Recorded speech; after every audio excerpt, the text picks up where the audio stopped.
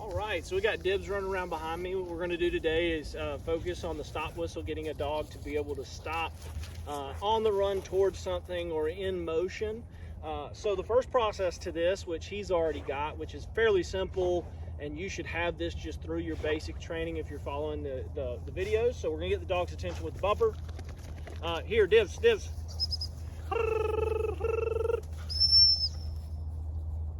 And the dog sits when the bumper comes up in the air, right? Hup. Dibs. Good boy, good boy. Out. So, and we reward with a retrieve. So it's very simple. That's the first step to getting it. You want that nice, sharp stop whistle. You also want to progress it to where you can go Dibs, Dibs, Dibs. Dibs. Throw it out, and he still doesn't break. Now his butt's coming up a little bit as the bumper's hitting the ground, so I may want to make him wait a little bit longer. So Dibs, Dibs, Dibs, Dibs, Dibs, Dibs, Dibs, Dibs, Dibs. Chicken, chicken, Dibs. So there, I said a few false start words, then I sent him. That's covered in our steadiness process, right? So now the next step we go to once we have that, and once we have the dog at a general good obedience level, is we're going to call the dog in. Here, Dibs. I'm going to sit him up, right? I'm going to have him sit right here. I'm going to back up a few steps, and then I'm going to call him to me. As he's coming to me, I'm going to blow the whistle, and I'm going to throw a bumper for him to go retrieve, okay? Up.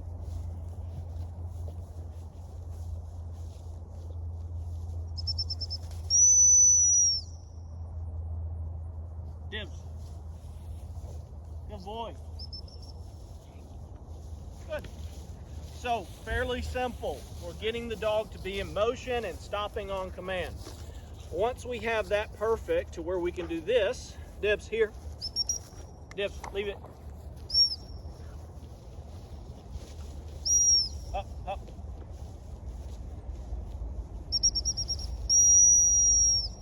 Dibs.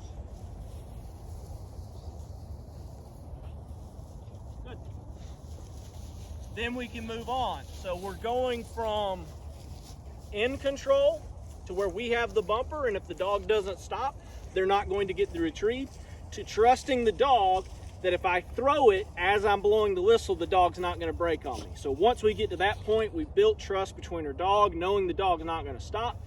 If the dog were to break, I would step out in between the dog and try to stop them. If it's a really hard charging dog or you're not mobile, you may want to put a leash on the dog and have that leash under your foot or in your hand so that you can stop the dog on the way out to the bumper, right?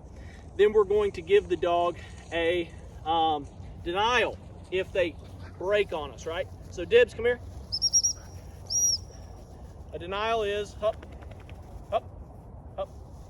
Where I throw it out, he doesn't get it, hup. I pick it up, hup, hup. And that shows him that if he is not going to listen to us and be steady, then he's not going to get the retrieve. All right, so the next part of the stop whistle, which is kind of the hardest part with the bumpers, is getting the dog to stop while they're going out after retrieve. So what we're going to do is we're going to break it down. I'm going to have him sit right here. I'm going to walk out in the field in that little cut path.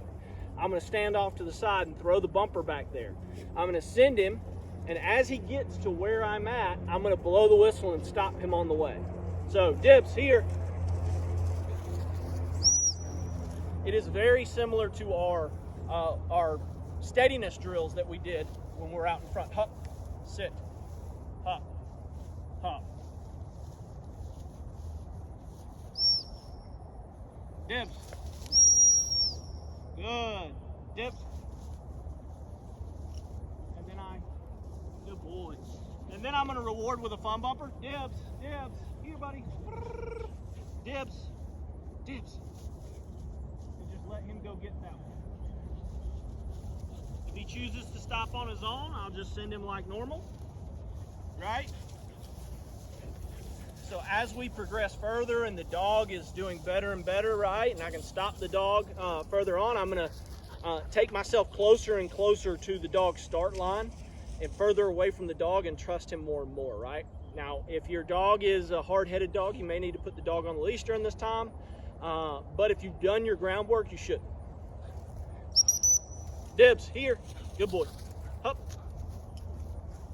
As you show, Dibs is a little bit more wirier than Josie, so I'm having to constantly call him back over, do stuff like that, because he hasn't gone through all here. Hup. Because he's been on birds a good bit before his steadiness was put in, so that made him a little bit more wiry, whereas you see I did steadiness before with Josie and got her pretty much steady instead of letting her run wild, so she's not as scatterbrained right now. Hup. But he'll turn out just the same in the end. It's just style of preference. So I'm going to throw this bumper out. I'm going to walk up to right here. Dibs. So I stopped him while he was already past me. Dibs, get up.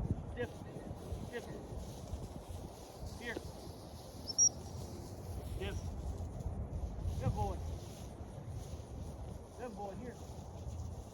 Good. So we progressed it that far, right? And this is simple for the dog to get. Now, I haven't done this with this specific dog. I have done some other steadiness and whistle stop drills before, but I haven't stopped him while he's out on a retrieve yet, after he's already been released. Dibs, here. Here, up. Good boy. Now with this particular dog, if your dog's doing what he's doing and kind of running around, I would focus more on sit stays, building up that attention span, because what he wants to do right now is run around and hunt, when in reality he should be completely focused and steady and waiting for a retrieve here, more like a lab or a dove dog. See how he wants to go? Wants to go and hunt, doesn't want to sit still. See, that is if you put the birds in first, right, before all the steadiness is put in, that's kind of what you can get, is kind of this dog that always wants to hunt and doesn't want to stay put. And so that's why I tend to put the steadiness in before, lay off on the birds till later, especially live birds. So we've got him right here. We're gonna make this a little bit harder on ourselves, right? So hup.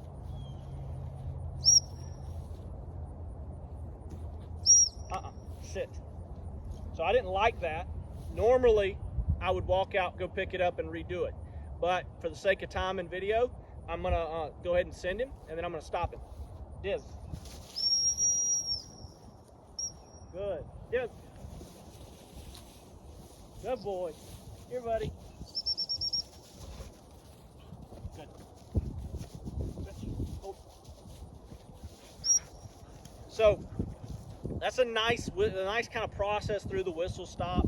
Like I said, that's the first time I've stopped him while he's out on the run after something that I've already sent him on. So, but he already had a big base of steadiness built up from his previous owner, so it's not too hard for him to get right off the bat. Now, I don't know if they did that process with him or not, but he can make that generalization because the foundation's there. If you go and try to do this without a foundation, you're going to have a lot of trouble. You need to spend at each step of this process about probably 2 to 3 weeks as the dog's learning, and just take it dog by dog case as the dog gets steadier and steadier, as the dog doesn't look like they're going to break.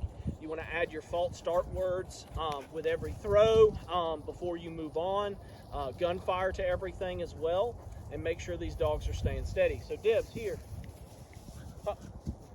Good. And what I would really want to work on him, especially when we get to field trials, is, sometimes it takes a while for the brace mate to go and find their bird. I need him to be able to stay put the whole entire time while that dog's searching, right?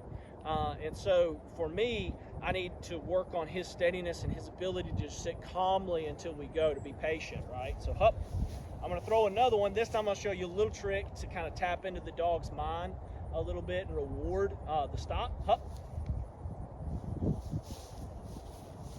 Dibs. Dibs.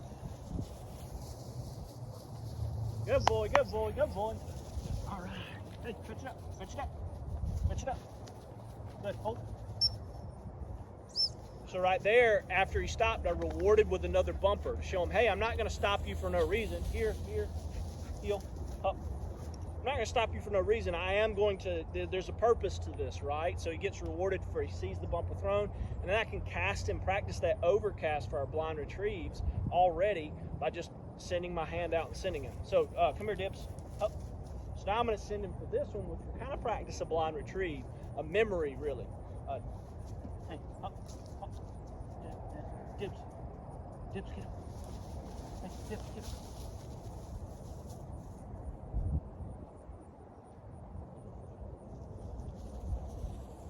Be somewhere right in there. Good. Good. And so we can get a lot of stuff done and be practicing stuff for stuff down the road, like blind retrieves, with these stop whistle drills. And you want to make sure that you have it to where you can fire guns off. You can say chicken, eggs, bacon, grits, and the dog does not break. And you really want to, before I move on with this dog, I want this dog to not be running around like this, right? I want this dog completely steady until I release him. He can't go anywhere. And so that's the thing I'm going to focus on with him. And I'll bring him back to you guys later for an update video when we get to doing some other stuff with him to show you his progress on that and see how steady he gets once we go through this process more and more. Because he has the ability to do it all the way, to be able to stop out there, but he doesn't have, it's not polished yet, if that makes sense. Like I could make him break if I really wanted to, if I really tested him with the steadiness, and I have to get it to where he's not ever going to break before I can move on from this step, right? So let's end it here, and we'll pick back up in a couple weeks after I've worked with him.